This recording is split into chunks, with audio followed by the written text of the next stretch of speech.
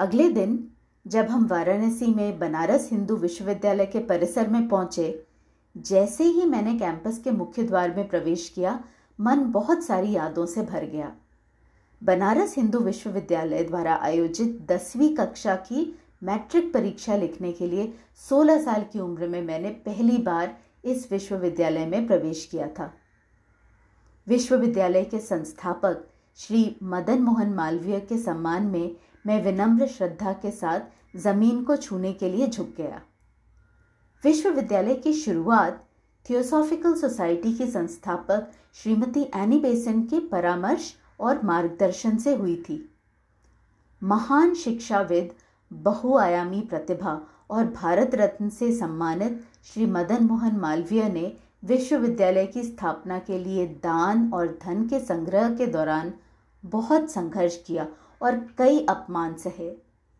ऐसा कहा जाता है कि श्री मालवीय ने देश के सबसे धनी उद्योगपति श्री बिरला के अंतिम संस्कार का आयोजन किया था और दक्षिणा के तौर पर उन दिनों में लाखों रुपयों की बड़ी राशि लेने से इनकार कर दिया था और इसके बजाय बिरला परिवार से संस्कृत कॉलेज और विश्वविद्यालय के लिए छात्रावास का निर्माण करवाया था।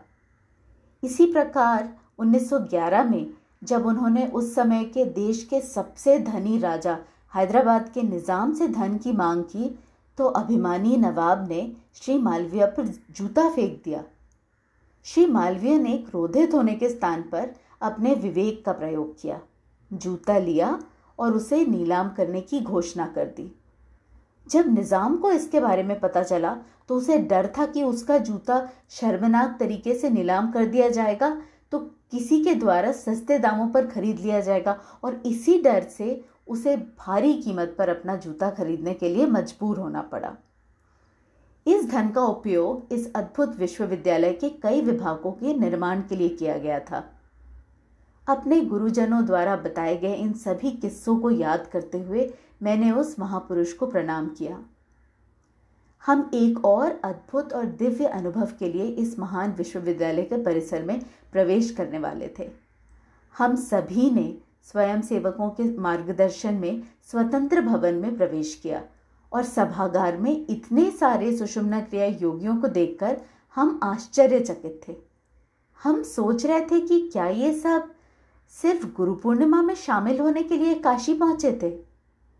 मुझे उस समय इस बात का अंदाजा नहीं था कि और बहुत सी अद्भुत और रोमांचक चीजें होने वाली थी।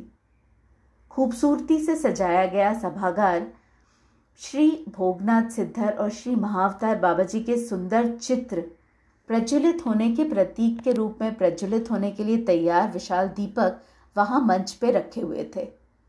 एकत्रित लोगों के बीच हल्की फुल्की चर्चा के बीच एकदम सतर्क सुषुम्ना क्रिया योग के स्वयं सेवक लोगों का मार्गदर्शन करने के लिए और अन्य व्यवस्थाओं को देखने के लिए घूम रहे थे। पृष्ठभूमि में गुरु पादुका स्तोत्रम बजाया जा रहा था और ऐसा लग रहा था जैसे संगीत का माधुर्य आने वाले दिव्य चमत्कार को प्रकट कर रहा हो। ये सब एक दिव्य अनुभव की तरह था।